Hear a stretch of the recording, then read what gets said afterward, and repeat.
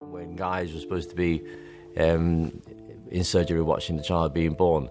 But I was on the place. For years, fans have guessed, rumors have spread, and conspiracy theories have surrounded the mystery of Robin Gibb's personal life.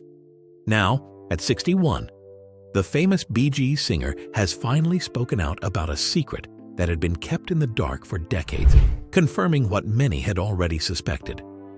But what secret had been hidden behind the shining legacy of one of pop music's greatest stars? Get ready as we dive into the story of one of pop's most mysterious legends, the Bee Gees' humble beginnings. The Bee Gees' journey began in a very simple way with the Gibb brothers, three young boys who shared a great love for music, singing together, and performing. Robin, along with his twin brother Maurice, was born in December 1949, and together with their older brother Barry, they would later form the famous band we know today. But it wasn't until the 1950s that the boys became interested in music. They started borrowing records from their older sister Leslie, listening to the music of Elvis Presley, Tommy Steele, the Everly Brothers, and other well-known artists.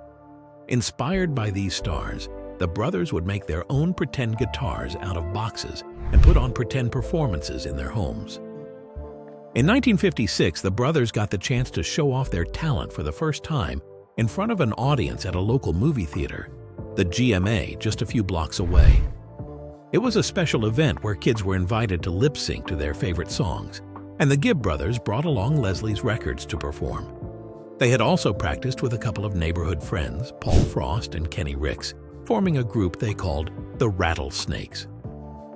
But just as they were about to take the stage, disaster struck. The sound technician accidentally dropped and broke Leslie's record. However, the Gibb brothers weren't the type to give up easily. Instead of quitting, they kept going. Luckily, Barry had a real guitar with him, and they went ahead with the performance. As Barry played his guitar, something surprising happened. The kids around him enjoyed it. From that moment on, the Gibb brothers became even more determined to follow a music career and dreamed of being discovered. By May 1958, however, the band they had been part of, the Rattlesnakes, came to an end after Paul Frost and Kenny Horrocks left. But the Gibb brothers weren't ready to quit. They decided to start over and formed a new band called Johnny Hayes and the Blue Cats, with Barry taking the stage name Johnny Hayes. August 1958 marked a big change for the family. They packed up their lives in England and moved to Australia for a fresh start. The entire family, including their older sister Leslie and younger brother Andy, settled in Redcliffe, a coastal town in Queensland, just northeast of Brisbane. The brothers continued to follow their love for music. They often performed at the Redcliffe Speedway in 1959, playing between the races. Their music caught the attention of Bill Good, a racing driver who liked their sound. Impressed, he reached out to a DJ named Bill Gates, who also noticed their natural harmony and talent. Gates recorded their music and played it on the radio, giving the Gibb brothers more exposure. It was Gates who came up with the idea to call the group the Bee Gees, a name that combined the initials of Barry Gibb, Bill Good, and himself. This would later change into the Bee Gees, which stood for the Gibb brothers. Their father, Hugh, who had been running a photography business to support the family, stepped in as their manager. With this new role, Hugh fully committed himself to his sons' careers. At this stage, the brothers were already becoming known, making appearances on Australian TV shows like Anything Goes and Brisbane Tonight. They also performed at theaters, nightclubs, and bars, though they still had a long way to go. As children, their dad had taught them to sing songs by the Mills Brothers, while their mom, Barbara, picked out their clothes.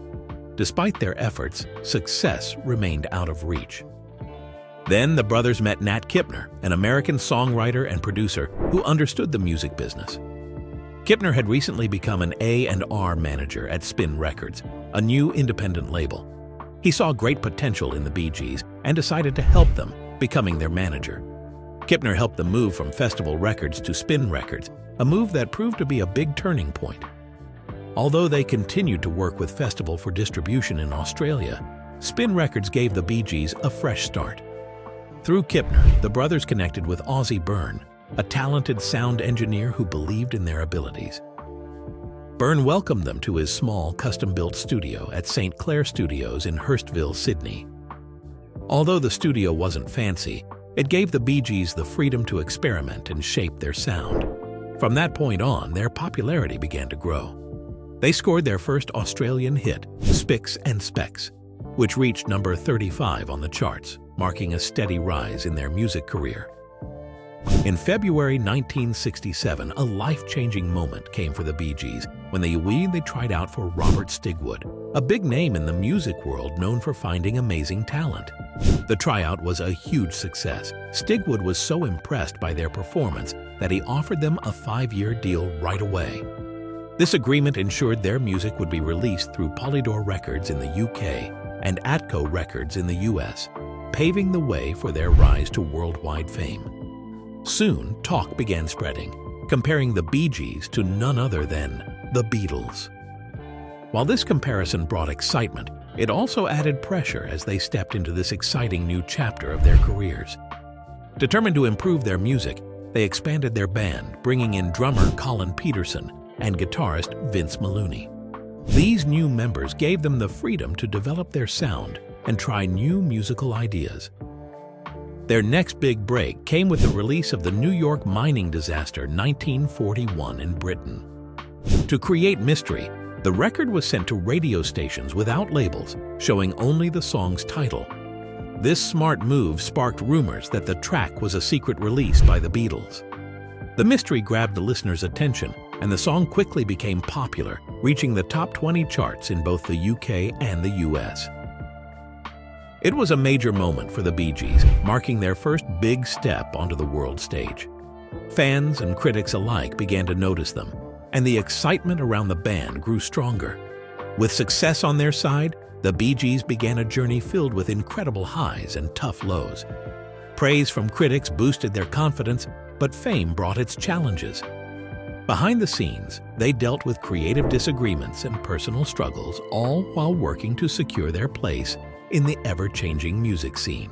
So, what was their challenge? Let's find out. Even through difficult personal moments, their songs continued to inspire and connect fans of all ages. Despite the tragedies and conflicts, the story of the Bee Gees remains one of resilience and unparalleled musical influence. Barry, the last surviving Gibb brother, has often spoken about the importance of keeping the legacy of his brothers alive.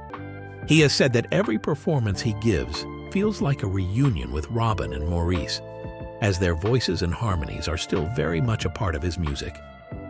Beyond their songs, the Bee Gees' story serves as a reminder of the power of family, love, and perseverance. Today, their music continues to resonate with fans worldwide, from their early ballads to their disco anthems that defined an era. With millions of records sold and countless lives touched, the Bee Gees' enduring impact is a testament to their extraordinary talent and bond as brothers. Through all the highs and lows, their legacy stands as a beacon of inspiration for generations to come.